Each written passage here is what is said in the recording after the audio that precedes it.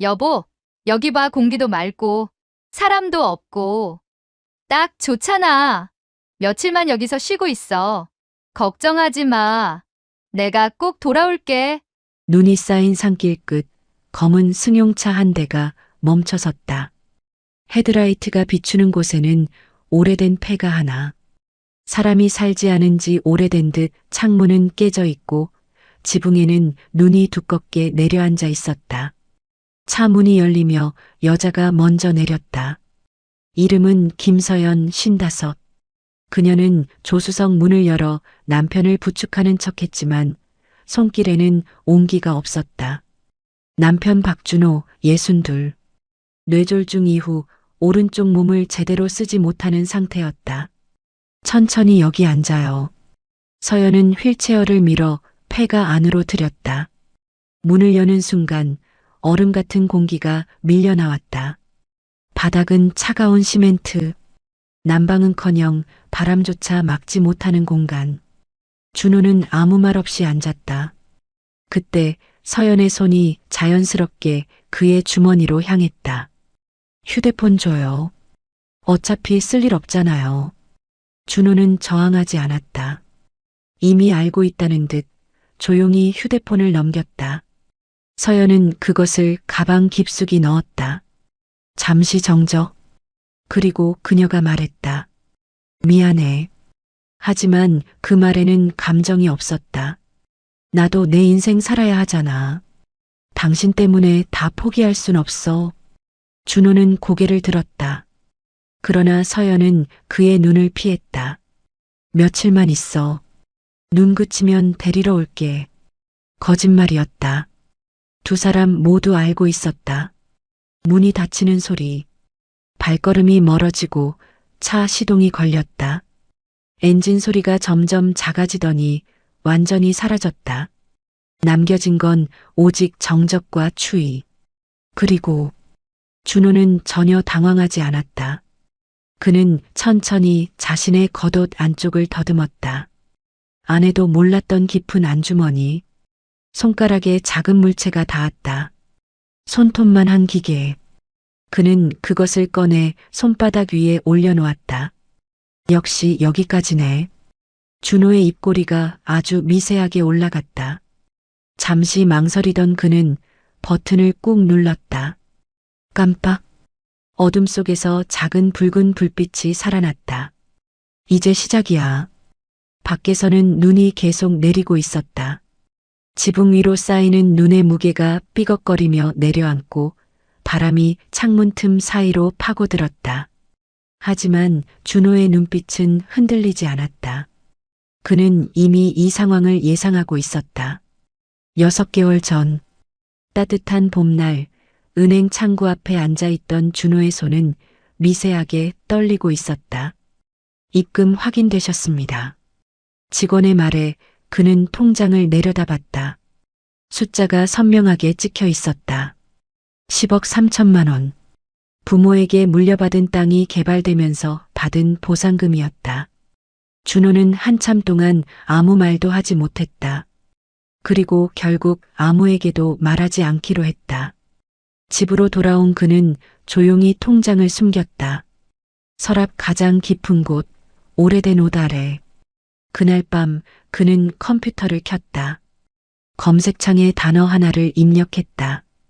요양원. 화면에는 깨끗한 시설과 바다가 보이는 풍경들이 쏟아졌다. 준호는 사진을 하나씩 넘기며 상상했다. 아내와 함께 걷는 산책로, 따뜻한 식당, 편안한 노후, 그리고 책상 서랍에서 꺼낸 한 장의 팸플릿. 북유럽 크루즈 여행. 같이 가면 좋겠네. 그는 작게 웃었다. 그때까지만 해도 그는 정말로 아내와 함께 늙어갈 미래를 믿고 있었다. 하지만 그 믿음은 생각보다 훨씬 빨리 무너질 예정이었다. 여름이었다. 숨이 막힐 듯 더운 7월 오후, 박준호의 인생은 단 한 번의 순간으로 무너졌다. 여보, 리모컨이 손에서 떨어졌다. 오른쪽 팔이 축 늘어지며 몸이 한쪽으로 기울었다. 시야가 흔들리고 말이 제대로 나오지 않았다. 여보, 준호 씨. 김서연이 달려왔다. 그녀의 얼굴에는 분명 놀란 기색이 있었다. 하지만 그날 이후 그녀의 눈빛은 완전히 달라졌다. 2주 뒤 병원 복도에서 의사의 말이 떨어졌다. 뇌경색입니다. 생명에는 지장이 없지만 오른쪽 마비가 남을 가능성이 큽니다. 서연의 표정이 굳었다. 완전히 못 걷는 건가요? 재활을 하면 호전될 수는 있지만 예전처럼은 어렵습니다. 그날 이후였다. 모든 게 조금씩 어긋나기 시작한 건 집으로 돌아온 첫날. 여보, 화장실 좀. 준호의 말에 서연은 깊게 한숨을 내쉬었다. 좀 미리 말하지, 갑자기 그러면 힘들잖아. 그녀는 남편을 거의 끌다시피 화장실로 데려갔다. 몸무게는 그대로인데 한쪽이 무너지니 배로 무거웠다. 아, 진짜. 작게 내뱉은 짜증. 그날 밤 준호는 처음으로 느꼈다. 아내의 피로가 아니라 감정이 변하고 있다는 걸. 며칠이 지났다. 밥을 먹는 것도, 씻는 것도, 잠을 자는 것도 모두 서연의 손을 거쳐야 했다. 입 벌려요. 툭. 숟가락이 입에 들어왔다. 천천히 좀 먹어요. 시간 너무 걸리잖아요. 말투는 점점 거칠어졌다. 준호는 아무 말도 하지 않았다. 그저 미안해. 그 한마디만 반복했다. 일주일째 되던 날 밤, 준호는 결심했다. 이제 말해야겠다. 숨겨둔 돈, 요양원 계획, 앞으로의 삶, 아내를 위해 준비해둔 모든 것. 하지만 그 결심은 단 10초 만에 무너졌다. 은정아, 나야. 거실에서 들려오는 아내의 목소리.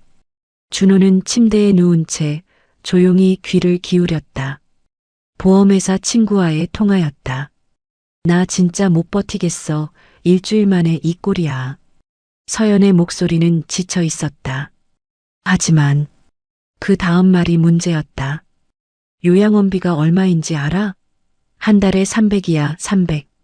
잠시 침묵. 그리고 낮게, 그러나 분명하게 들린 말. 차라리 이러다 죽으면 보험금이라도 나오나? 준호의 심장이 멎는 것 같았다. 손끝이 차가워졌다. 농담이야. 서연이 덧붙였지만 그 목소리에는 웃음이 없었다. 근데 진짜 나까지 쓰러지겠어. 평생 저렇게 살아야 돼? 준호는 숨을 죽였다. 그리고 결정적인 말이 떨어졌다. 은정아, 실종 처리 같은 거 가능해? 그 순간 준호의 세계가 완전히 멈췄다.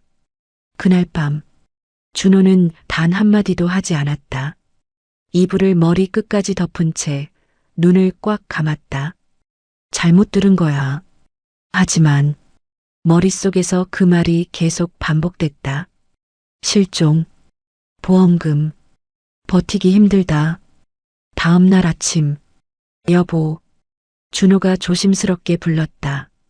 내가 많이 짐이지? 서연은 잠시 그를 보더니 짧게 말했다. 알면 됐어. 그 한마디였다.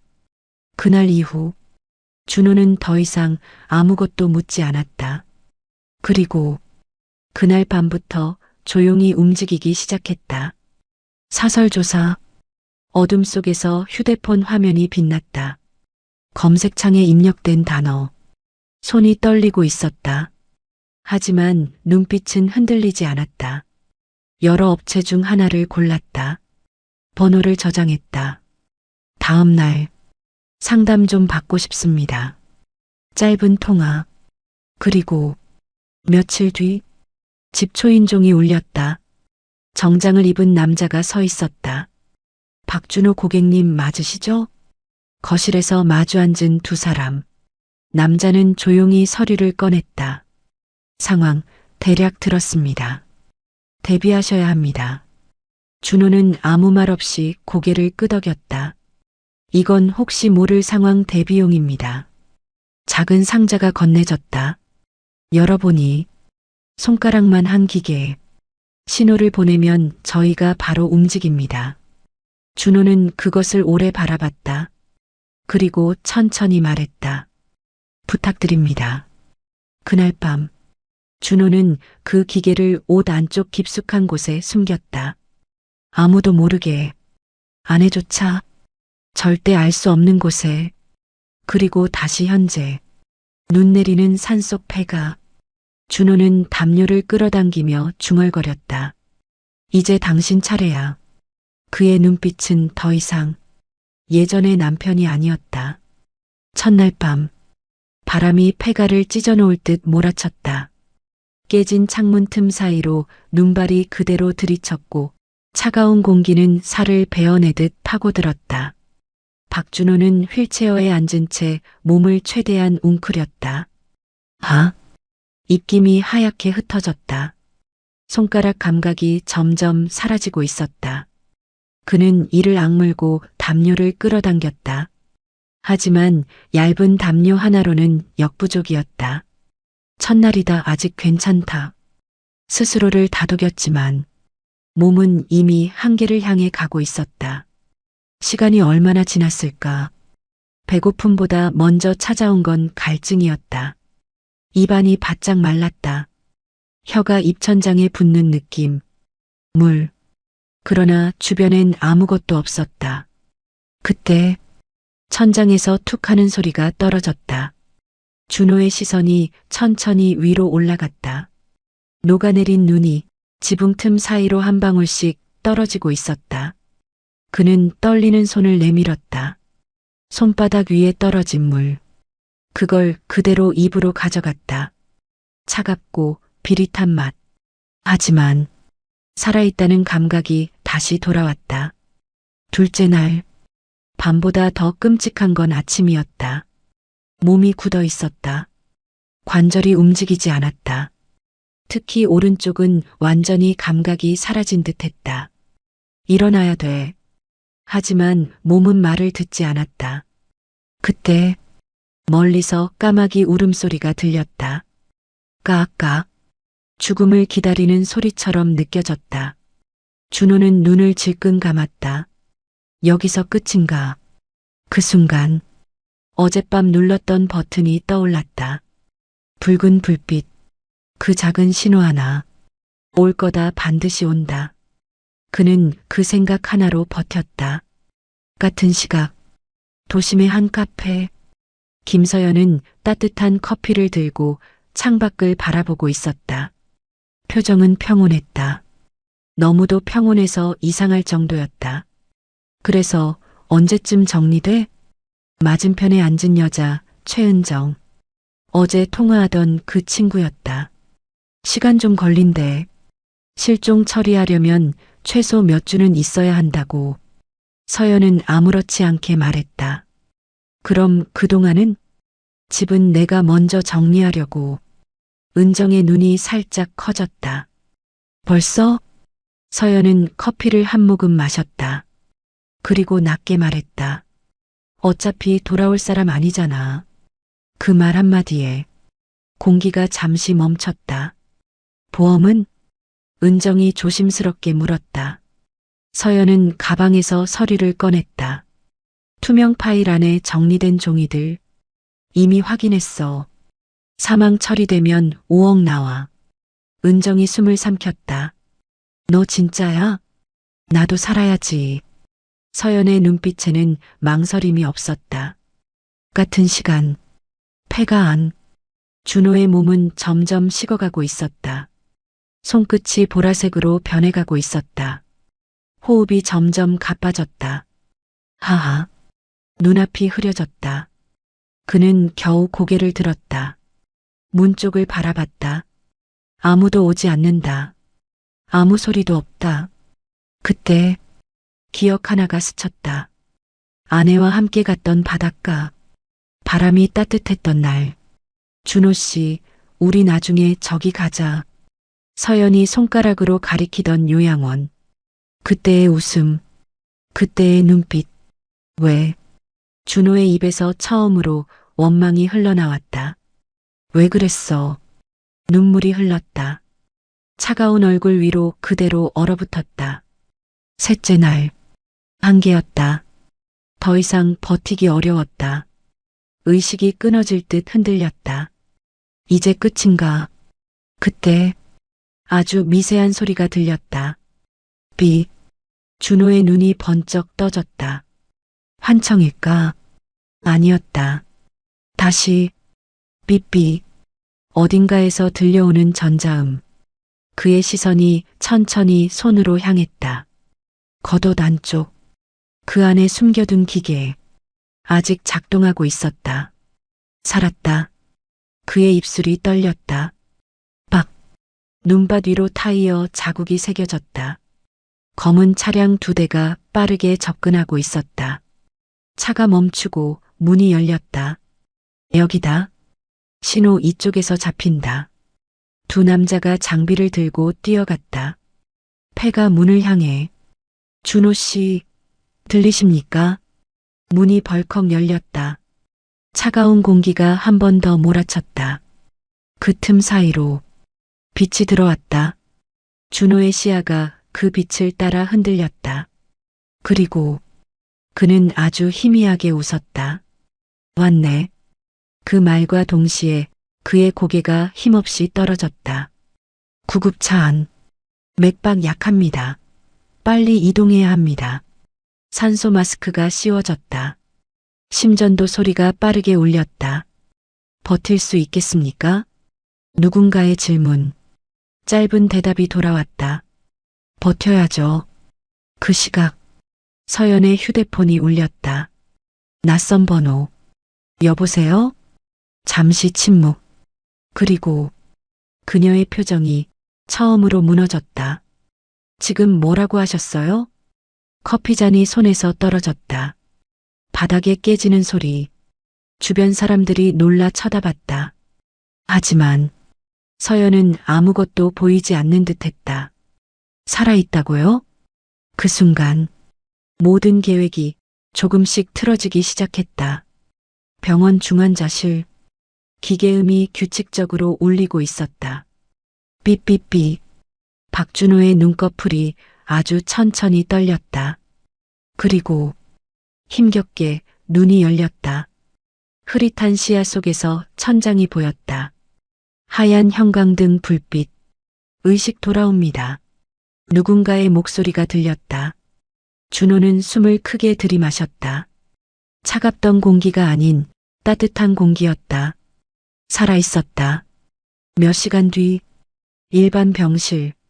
준호는 침대에 누워 있었다. 옆에는 그가 연락했던 사설조사 직원 이정민이 서 있었다. 생각보다 빨리 회복하셨습니다. 준호는 천천히 고개를 돌렸다. 목소리는 약했지만 분명했다. 준비됐습니까? 정민이 짧게 웃었다. 이미 시작됐습니다. 테이블 위 두꺼운 파일 하나가 펼쳐졌다. 그 안에는 사진, 녹취록, 통화 내역, 그리고 서연의 목소리가 녹음된 파일. 정민이 휴대폰을 눌렀다. 차라리 죽으면 보험금이라도 나오나? 병실 공기가 얼어붙었다. 준호의 눈이 천천히 감겼다. 그리고 다시 떴다. 그걸로 충분하겠죠. 네. 유기죄, 보험 사기 미수, 둘 다 적용 가능합니다. 정민은 담담하게 말했다. 그리고 하나 더 있습니다. 그는 다른 서류를 꺼냈다. 재산보호 신청서. 이미 접수 완료 도장이 찍혀 있었다. 혹시 모를 상황 대비해서 계좌 일부는 이미 동결 요청 들어갔습니다. 준호의 입꼬리가 아주 미세하게 올라갔다. 잘하셨습니다. 그날 오후 김서연은 병원으로 달려왔다. 숨이 턱까지 차오른 상태. 문을 벌컥 열었다. 준호 씨. 병실 안. 준호는 조용히 누워 있었다. 살아있는 모습. 그걸 보는 순간 서연의 눈에 눈물이 고였다. 살아있어서 다행이야. 그녀는 울먹이며 다가왔다. 손을 잡으려 했다. 그때 준호가 손을 뺐다. 서연의 움직임이 멈췄다. 왜 그래? 준호는 아무 말 없이 그녀를 바라봤다. 그 눈빛, 처음 보는 눈이었다. 차갑고 낯설고 완전히 다른 사람 같았다. 여기 어디야? 준호가 물었다. 서연은 당황하며 말했다. 병원이야, 내가 데려왔어. 거짓말. 그녀 스스로도 알고 있었다. 그 순간 옆에 서 있던 정민이 앞으로 나왔다. 김서연 씨 맞으시죠? 서연이 고개를 돌렸다. 낯선 남자. 정민은 조용히 신분증을 꺼냈다. 의뢰인 보호 관련으로 말씀드릴 게 있습니다. 서연의 표정이 굳었다. 우선 박준호 씨 계좌 일부는 현재 동결 상태입니다. 뭐요? 그리고 보험 관련 건도 전면 재검토 들어갔습니다. 잠깐만요. 그게 무슨... 말이 끝나기도 전에 정민이 휴대폰을 틀었다. 병실 안에 울려 퍼진 목소리. 실종 처리 같은 거 가능해? 서연의 얼굴이 새하얗게 질렸다. 이건 본인 음성 맞으시죠? 정민의 목소리는 차분했다. 하지만 그 안에는 한치의 여지도 없었다. 오해야, 그건 그냥... 서연이 급하게 말을 이었다. 하지만 준호가 입을 열었다. 그만해. 작지만 무거운 한마디. 서연의 입이 멈췄다. 힘들었겠지. 준호의 말이었다. 나 때문에. 서연의 눈에서 눈물이 흘렀다. 고개를 끄덕였다. 그래서 준호의 시선이 그녀를 정확히 향했다. 죽이려고 했어? 공기가 완전히 멈췄다. 아니야, 그런 거 아니야. 서연이 뒤로 물러섰다. 손이 떨리고 있었다. 나 그냥 너무 힘들어서. 변명. 그녀 스스로도 알고 있었다. 그 말이 얼마나 가벼운지. 정민이 마지막 서류를 꺼냈다. 경찰 접수 확인서. 오늘부로 정식 수사 들어갑니다. 서연의 눈이 크게 흔들렸다. 아니, 잠깐만요. 준호는 조용히 눈을 감았다. 그리고 낮게 말했다. 끝났어. 그날 저녁. 서연은 경찰서로 향했다. 조사를 받기 위해서였다. 차 안에서 그녀는 멍하니 창밖을 바라봤다. 모든 게 너무 빨리 무너졌다. 불과 며칠 전까지 완벽하다고 생각했던 계획. 하지만 단 하나, 살아남은 변수. 그게 모든 걸 뒤집었다. 병원. 준호는 혼자였다. 창밖으로 해가 지고 있었다. 주황빛이 병실 안으로 들어왔다. 그는 천천히 숨을 내쉬었다. 그리고 아주 조용히 중얼거렸다. 이제 진짜 시작이네. 그의 싸움은 끝난 게 아니었다. 이제부터가 진짜였다. 재판은 예상보다 빨리 진행됐다. 증거는 충분했다. 아니, 충분하다는 말로는 부족했다. 녹취 파일, 통화 기록, 보험 서류, 그리고 산속 폐가의 위치와 이동 경로까지 모든 것이 하나의 방향을 가리키고 있었다. 김서연. 그녀는 더 이상 부정할 수 없었다. 법정안. 피고인은 배우자를 고의로 유기하고 사망을 전제로 보험금을 취하려 한 정황이 명백합니다.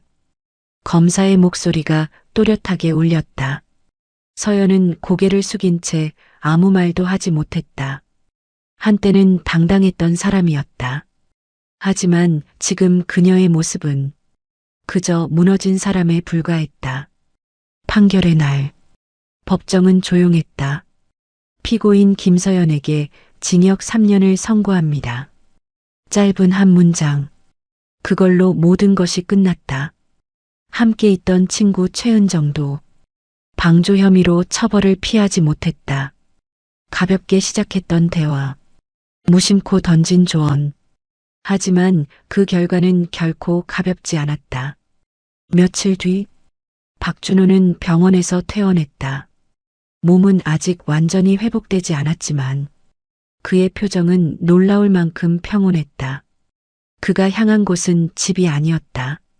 도심 외곽에 있는 한 요양시설, 따뜻한 햇살이 드는 창가방, 조용하고 깨끗하고 무엇보다 안전한 공간. 여기 마음에 드십니까? 직원의 질문에 준호는 천천히 주변을 둘러봤다. 그리고 고개를 끄덕였다. 네, 충분합니다. 짐을 정리하던 중 그는 작은 가방 하나를 열었다. 그 안에는 오래된 통장 하나 조심스럽게 펼쳤다. 숫자가 그대로 찍혀 있었다. 10억 3천만 원. 그는 한참 동안 그 숫자를 바라봤다. 그리고 아주 조용히 웃었다. 끝까지 말 안 하길 잘했네. 만약 그녀가 이 돈을 알았다면 조금 더 일찍, 조금 더 확실하게 자신을 버렸을지도 모른다. 아니, 어쩌면 더 위험한 선택을 했을 수도 있다. 준호는 통장을 다시 접었다. 그리고 서랍 깊숙한 곳에 넣었다. 이제는 숨길 필요가 없었지만 굳이 드러낼 이유도 없었다. 창밖으로 바람이 불었다. 나무가 천천히 흔들렸다. 그는 그 모습을 한참 바라봤다. 이제 조용히 살자. 그의 삶은 완전히 바뀌었다. 사람을 믿는 방식도, 세상을 바라보는 시선도. 하지만 한 가지는 분명했다. 그는 끝까지 무너지지 않았다는 것. 누군가는 그를 불쌍하다고 말할지도 모른다. 버려진 남자, 배신당한 남편. 하지만 그는 알고 있었다. 자신이 어떤 선택을 했는지, 그리고 그 선택이 어떤 결과를 만들었는지. 감정에 휩쓸리지 않고, 증거를 남겼고, 분노에 무너지지 않고, 준비를 끝냈다. 그래서 살아남았다. 한편 교도소 안, 서연은 작은 창문을 바라보고 있었다. 차가운 벽, 좁은 공간. 그녀의 손에는 아무것도 없었다. 문득 떠오른 얼굴. 박준호. 왜? 그녀의 입에서 뒤늦은 질문이 흘러나왔다. 하지만 그 질문에는 이제 아무도 대답해주지 않는다. 이 이야기는 특별하지 않다. 어쩌면 누구에게나 일어날 수 있는 일이다. 단 하나의 차이. 끝까지 버티며 준비한 사람과 순간의 선택에 모든 것을 건 사람. 그 결과는 이렇게 달라진다. 그리고 이 모든 일은 단 한 번의 버튼에서 시작됐다. 작고 보잘것없는 신호 하나. 하지만 그 신호는 한 사람의 인생을 살렸고 다른 한 사람의 인생을 완전히 무너뜨렸다. 조용한 방 안. 준호는 눈을 감았다. 햇살이 얼굴 위로 내려앉았다. 그리고 아주 천천히 숨을 내쉬었다. 청소부가 놓은 짐, 한 방에 회장님이 살아났습니다. 그 말을 들은 순간 회의실 공기가 얼어붙었다. 회의실 공기가 얼어붙었다. 지금 그게 말이 된다고 생각하세요? 말이 된다고 생각하세요? 차가운 눈빛으로 나를 내려다보는 사람들. 내려다보는 사람들. 나는 그 자리에서 무릎을 꿇고 있었다. 무릎을 꿇고 있었다. 내 이름은 이연숙, 68. 68. 사람들은 나를 그냥 요양원 야간 청소부로 알고 있다. 하지만 내 손이 가를 수 있다는 걸. 그날 밤이었다. 나는 2층 복도를 닦고 있었다. 형광등은 깜빡거렸고 소독약 냄새는 코를 찔렀다. 소독약 냄새는 코를 찔렀다. 조용했다. 너무 조용해서 오히려 이상할 정도로. 그때였다. 복도 끝 병실에서 비명이 터져 나왔다. 나는 걸레를 짜던 손을 멈췄다. 그 소리, 그건 단순한 통증이 아니었다. 30년 전 내가 마지막으로 들었던 그 소리와 똑같았다. 의료진들이 우르르 몰려갔다. 혈압 떨어지고 있어요. 산소 포화도 88까지 내려갔습니다. 내려갔습니다. 나는 청소도구를 끌고 천천히 그쪽으로 걸어갔다. 사실 지금까지 그래왔으니까 하지만 발걸음이 멈추지 않았다. 병실암 안을 들여다봤다. 침대 위에는 78세가 몸을 뒤틀고 있었다.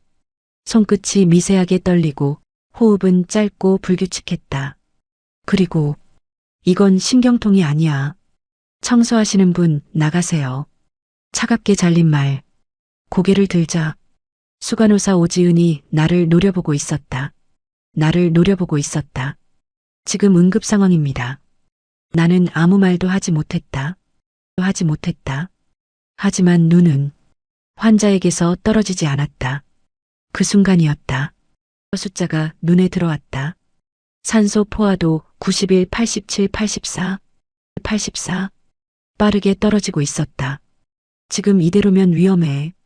나는 입술을 깨물었다. 이 증상 30년 전 전통의술연구소에서 경락신경 치료를 담당하던 연구원이었다. 그리고 그날 환자를 살려낸 적이 있었다. 정확히 진통제 추가 투여했습니다. 효과 없습니다. 의사의 목소리에 초조함이 묻어 있었다. 나는 더 이상 참을 수 없었다. 문을 밀고 들어갔다. 제가 도와드릴 수 있습니다. 모든 시선이 꽂혔다. 뭐라고요? 오지은 수간호사의 표정이 굳었다. 지금 장난하시는 겁니까? 나는 떨리는 손을 꽉 쥐었다. 환자를 살릴 수 있습니다. 단호한 한마디. 그때 문이 다시 열렸다. 급하게 들어온 남자. 강도윤 부회장이었다. 그는 숨을 몰아쉬며 아버지를 바라봤다. 지금 상황이 어떤 겁니까? 의료진들은 대답하지 못했다. 그 틈에 나에게 향했다. 잠시 침묵. 그리고 나는 말했다. 살릴 수 있습니다. 방 안의 공기가 지금 다른 방법 있습니까? 도윤의 말이었다. 짧았지만 의사는 입을 다물었다. 수간호사는 말을 잇지 못했다. 나는 천천히 청소도구함으로 걸어갔다. 그리고 숨겨져 있던 공간. 그 안에는 비단 침통이 있었다. 그게 뭐죠? 누군가 중얼거렸다. 나는 대답하지 않았다.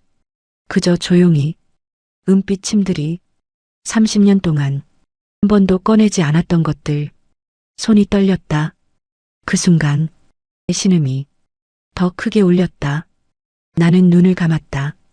그리고 결심했다. 책임은 제가 집니다. 침 하나를 꺼냈다. 손끝에 닿는 감각. 단 한 번도.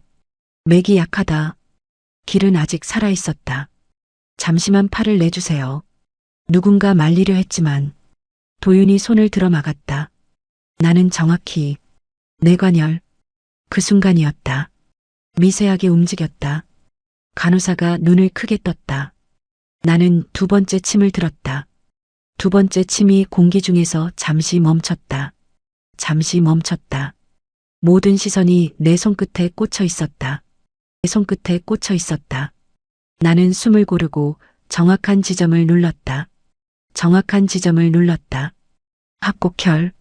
그리고 조용히 침을 밀어 넣었다. 순간 강태식 회장의 몸이 미세하게 떨렸다. 지금 뭐 하는 거예요? 오지은 수간호사의 목소리가 날카롭게 터졌다. 하지만 아무도 나를 막지 못했다. 아니, 막지 않았다. 이미 모두가 보고 있었기 때문이다. 변화를 다시 움직이기 시작했다. 84였던 산소 포화도가 88. 천천히 올라가고 있었다. 말도 안 돼. 누군가 중얼거렸다. 나는 세 번째 침을 들었다. 손끝의 감각이 점점 또렷해졌다. 마치 30년 전으로 돌아간 것처럼. 견정열. 회장의 호흡이 조금 길어졌다. 짧고 끊기던 숨이 조금씩 이어지기 시작했다. 심박수 안정되고 있습니다. 간호사의 목소리가 떨렸다. 믿을 수 없다는 듯한 표정. 나는 마지막으로 시선을 목 뒤로 옮겼다. 풍지혈. 여기를 놓치면 모든 게 무너진다. 손이 잠깐 멈췄다. 그 순간 머릿속에 한 장면이 스쳐 지나갔다. 한 장면이 스쳐 지나갔다. 피투성이가 된 연구실. 그리고 나는 눈을 질끈 감았다. 지금은 그때가 아니다. 지금은 침을 꽂았다. 정확하게. 그리고 것처럼 조용해졌다. 10초. 삐삐삐. 불규칙하던 심박 리듬이 천천히 일정해지기 시작했다. 심박수 정상 범위로 들어옵니다. 혈압도 올라가고 있어요. 산소 포화도 92. 그리고 95. 회장의 얼굴이 풀렸다. 고통으로 일그러져 있던 표정이 거짓말처럼 사라졌다. 아, 그가 천천히 눈을 떴다. 아프지 않아. 분명한 목소리였다. 병실 안이 완전히 얼어붙었다. 누구도 말을 하지 못했다. 나는 조용히 침을 하나씩 뽑았다. 손끝이 떨리지 않았다. 처음으로 이게 어떻게 모니터를 번갈아 보며 중얼거렸다. 이건 의학적으로 설명이 말을 잇지 못했다. 강도윤이 천천히 나에게 다가왔다. 눈빛이 완전히 달라져 있었다. 경계도 의심도 아닌 확신과 혼란이 섞인 눈. 당신 누구죠? 대답할 수 없었다. 아니, 하지 않았다. 그냥 청소부입니다. 짧게 말했다. 그 말은 그 누구도 믿지 않았다. 오지은 수간호사가 한 걸음 앞으로 나왔다. 한 걸음 앞으로 나왔다. 지금 이 상황 그냥 넘어갈 수 없습니다. 그냥 넘어갈 수 없습니다.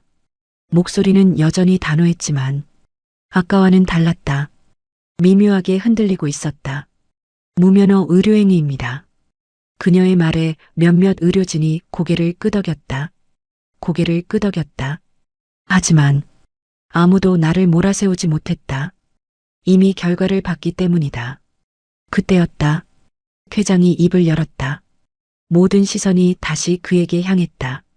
이 사람 그냥 보내지 마라. 짧은 한마디. 내 목숨 이 사람이 살렸다. 병실 안의 공기가 다시 바뀌었다. 이번에는 나는 고개를 숙였다. 운이 좋았을 뿐입니다. 강도윤이 나를 똑바로 바라보며 말했다. 아니요. 이건 운이 아닙니다. 그의 시선이 내 손을 향했다. 아직 침을 쥐고 있는 손. 그 손 그냥 손이 아니에요. 나는 아무 말도 하지 않았다. 할 수 없었다. 그날 밤 아무 일도 없었다는 듯 조용히 병실을 나왔다. 복도에 나오자 다리가 풀렸다. 겨우 서 있었다. 손을 내려다봤다. 아직도 미세하게 떨리고 있었다. 다시 시작된 건가? 나도 모르게 중얼거렸다. 30년 동안 숨겨온 것. 다시는 꺼내지 않겠다고 다짐했던 것. 않겠다고 다짐했던 것. 그걸 그리고 직감했다. 이건 끝이 아니라는 걸. 다음 날 아침 회의실로 오시랍니다. 짧은 말. 이유는 알고 있었다. 문을 열자 이미 모두가 앉아 있었다. 원장 그리고 정면에는 수간호사가 앉아 있었다. 앉으세요. 차갑게 말했다. 나는 조용히 자리에 앉았다. 잠시 침묵. 그리고 어제 일 설명해 주시죠. 회의실 공기가 무겁게 가라앉았다. 나는 입을 열지 않았다. 무엇을 말해야 할지 이미 알고 있었기 때문이다. 하지만 그녀가 말을 이어갔다. 그 침, 내 심장이, 그 질문. 나는 천천히 고개를 들었다. 그리고 처음으로 그들을 똑바로 바라봤다. 그건 회의실 문이 벌컥 열렸다. 큰일 났습니다. 간호사가 숨을 헐떡이며 외쳤다. 모든 시선이 그쪽으로 쏠렸다. 회장님 상태가 다시 이상합니다. 순간 완전히 뒤집혔다. 나는 자리에서 벌떡 일어났다. 그리고 직감했다. 이번에는 회장님 상태가 다시 이상합니다. 그 말이 끝나기도 전에 나는 이미 문 쪽으로 뛰고 있었다. 뒤에서 의자 끌리는 소리, 발소리가 뒤엉켰다. 발소리가 뒤엉켰다. 회의실에 있던 모두가 한꺼번에 움직였다. 병실 문을 열자마자 이상한 기운이 느껴졌다. 어제와 달랐다. 완전히 침대 위에서 가슴을 움켜쥔 채 숨을 헐떡이고 있었다. 하지만 이번엔 맥이 이상해요. 리듬이 계속 깨지고 있습니다. 모니터 수치가 널뛰고 있었다.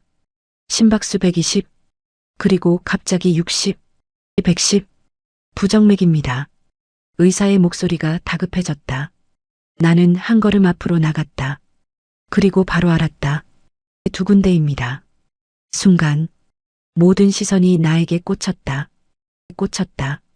뭐라고요? 오지은 수간호사가 되물었다. 나는 회장의 손목을 잡았다.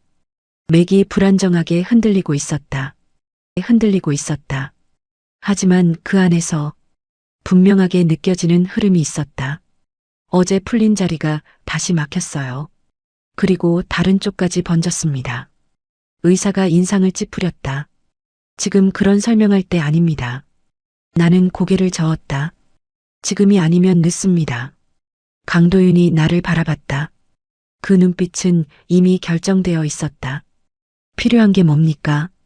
짧은 질문. 그리고 그 한마디에 나는 다시 침통을 꺼냈다. 이번엔 더 빠르게, 더 정확하게. 손이 떨리지 않았다. 오히려 이번엔 다릅니다. 나도 모르게 중얼거렸다. 첫 번째 침, 다리가 순간 움찔했다. 두 번째, 호흡이 잠깐 끊겼다가 다시 이어졌다.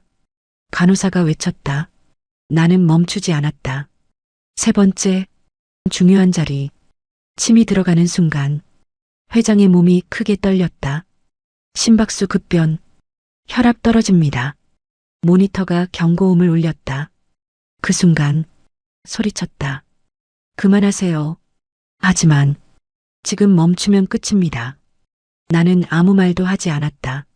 이미 손을 얹었다. 침위에 압을 조절했다. 내 목소리는 거의 속삭임에 가까웠다. 속삭임에 가까웠다. 그리고 아무 일도 일어나지 않았다. 15초, 말을 꺼내려는 순간 불규칙하던 심박이 천천히 110, 혈압도 올라오기 시작했다.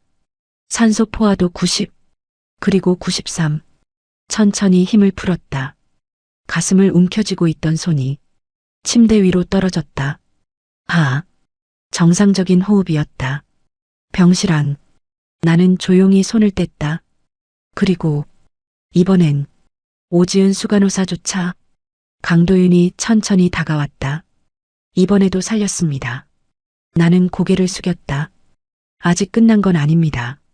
그는 눈을 좁혔다. 무슨 뜻이죠? 나는 잠시 망설였다.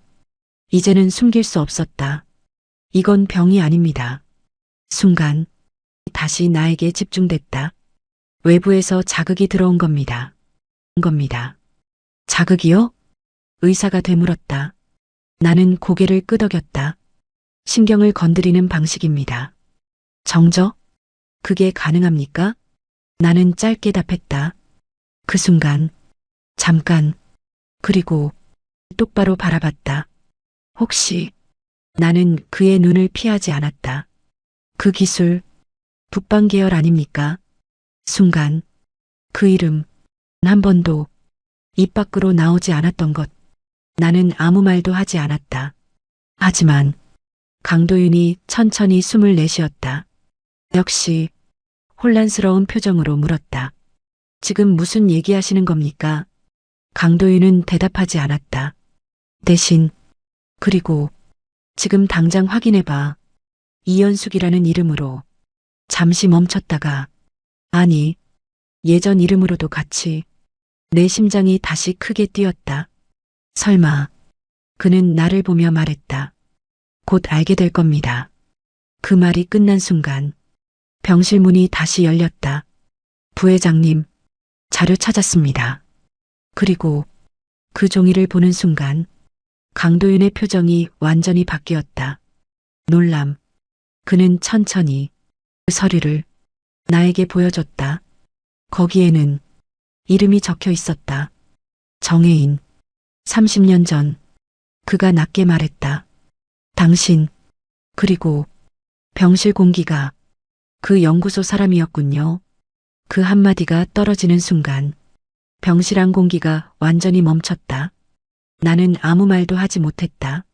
숨기고 싶었던 이름, 지워버리고 싶었던 과거, 그게 다시 드러나고 있었다.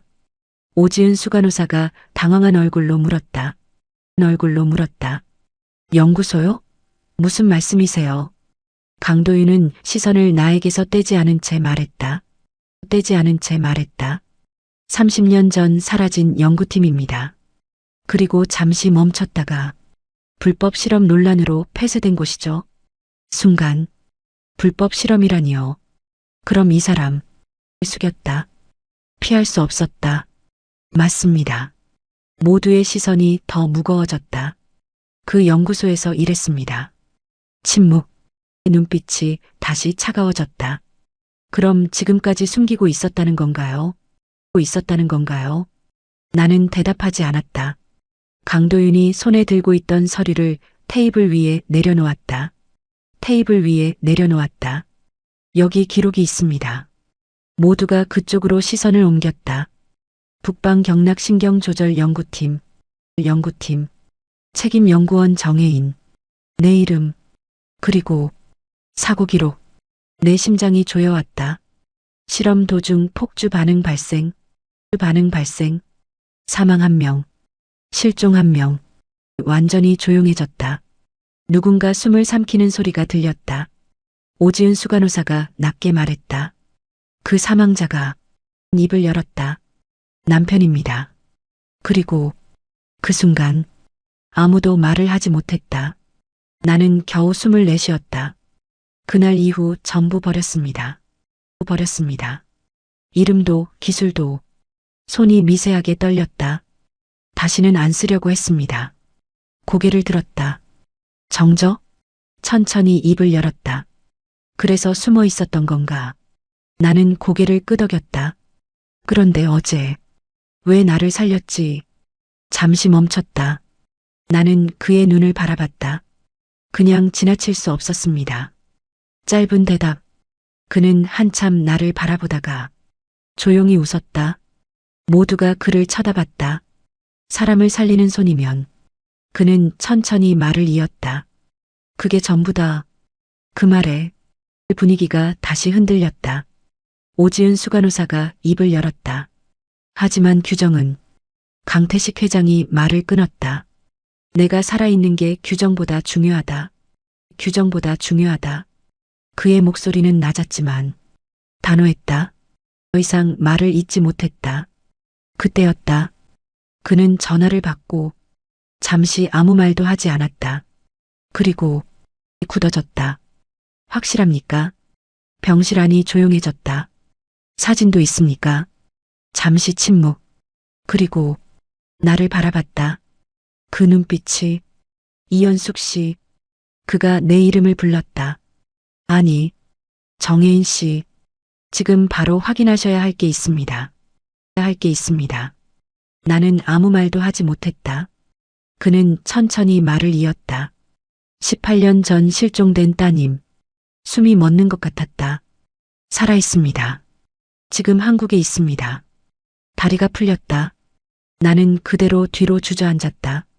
거짓말. 거의 속삭임이었다. 확인된 정보입니다. 그는 조용히 말했다. 최근에 저희 재단에 도움 요청이 들어왔습니다. 내 귀에 아무 소리도 들리지 않았다. 심장 소리만 듯이 울리고 있었다.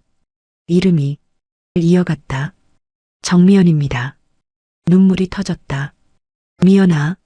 한 번도 잊지 못했던 이름. 나는 얼굴을 가렸다. 어디에 있습니까? 겨우 입을 열었다. 강도윤이 대답하려는 순간 병실 문이 열렸다. 저기 1층에 손님이 왔습니다. 모두가 그쪽을 바라봤다. 이현숙 씨를 찾는다고. 심장이 멎는 것 같았다. 젊은 여성입니다. 순간 다리가 떨렸다. 멈출 수 없었다. 지금 어디죠? 나는 아무 말도 하지 않고 문을 향해 걸었다. 아니, 복도 누르는 손이 떨렸다. 문이 열리기까지 그 시간이 영원처럼 느껴졌다.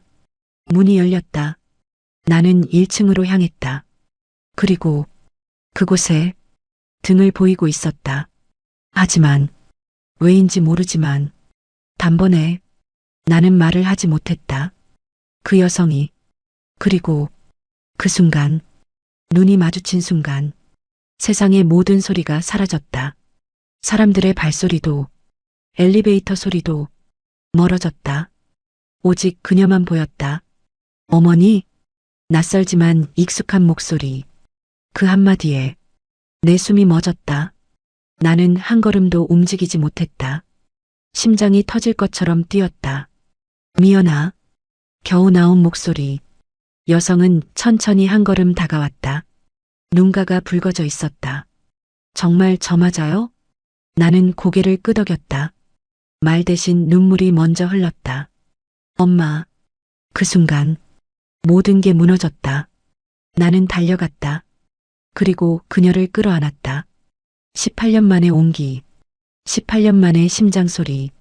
미연아 진짜 미연이 맞니? 그녀도 내 등을 꽉 잡았다. 엄마 저 살아있었어요. 계속 찾고 있었어요.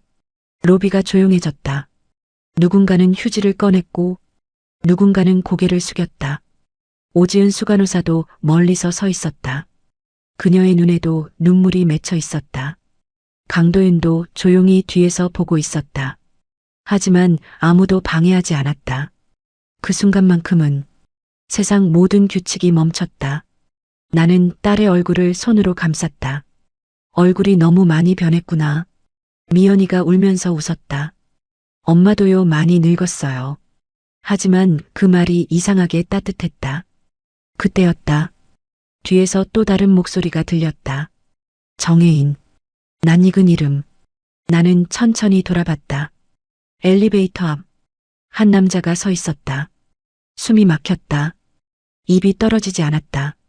그는 한 걸음 다가왔다. 오랜만이야. 그 목소리. 잊을 수 없었다. 나는 떨리는 손으로 입을 막았다. 강호. 그 순간 모든 퍼즐이 맞춰졌다. 강태식 회장이 아니라 그의 치료 기록 뒤에 숨겨진 진짜 연결점. 그리고 내가 죽었다고 믿었던 사람. 당신 살아있었구나. 그는 고개를 끄덕였다. 눈가가 젖어 있었다. 미안했어. 짧은 한마디. 그것만으로 18년이 무너졌다. 나는 한 걸음 뒤로 물러났다. 왜 지금? 그는 조용히 말했다. 북쪽 교화소에서 살아남았어. 의사로 일했어. 그리고 잠시 멈췄다. 너를 찾고 있었어. 나는 무릎이 풀렸다. 딸이 나를 붙잡았다. 엄마. 남편이 한 걸음 더 다가왔다. 그리고 세 사람이 처음으로 함께 서 있었다. 18년 만에 완전히 끊어진 시간이 다시 이어졌다. 하지만 이게 끝이 아니었다. 강도윤이 조용히 말했다. 이건 시작입니다. 모두가 그를 바라봤다. 그는 서류 하나를 꺼냈다. 혜인 씨 연구 기록이요. 그리고 아직도 남아있는 조직이 있습니다. 순간 공기가 바뀌었다. 당신의 기술을 노리는 사람들이 있습니다. 나는 딸과 남편을 동시에 바라봤다. 처음으로 느꼈다. 행복과 불안이 동시에 존재할 수 있다는 걸. 그때 강태식 회장이 말했다. 그럼 더 확실해졌군. 모두가 그를 바라봤다. 그는 미소를 지었다. 이제 이 사람은 우리 쪽이다. 딸이 내 손을 꼭 잡았다. 남편도 내 반대 손을 잡았다. 그리고 나는 깨달았다. 이제 나는 혼자가 아니었다. 이제 어떻게 해야 하지? 내가 조용히 말했다. 강도윤이 대답했다. 당신은 다시 시작하면 됩니다. 사람을 살리는 손으로. 나는 눈을 감았다. 18년 동안 숨겨왔던 삶. 18년 동안 잃어버렸던 가족. 그리고 다시 얻은 미래. 나는 천천히 고개를 끄덕였다. 좋아요. 다시 시작하겠습니다. 딸이 웃었다. 남편이 내 손을 더 꽉 잡았다. 로비 창문 밖으로 따뜻한 햇살이 들어왔다. 마치 새로운 인생을 축복하듯이. 그리고 나는 생각했다. 이제는 숨지 않는다. 이제는 도망치지 않는다.